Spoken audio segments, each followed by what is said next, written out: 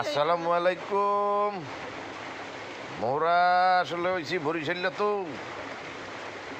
মোরা বরিশালে যাওয়ার সময় লঞ্চের ড্যাগে বুঝছেন, এই লঞ্চে উঠিয়া এইরকম চিৎপাটাং হইতাই। তো লঞ্চ স্যার মনে করেন সন্ধ্যায় 7টা 8টায়, আর মোরা চিৎপাটাং হইয়ে থাকিয়া এইরকমের হইয়ে থাকতে থাকতে থাকতে থাকতে কাহিল হয়ে যাই।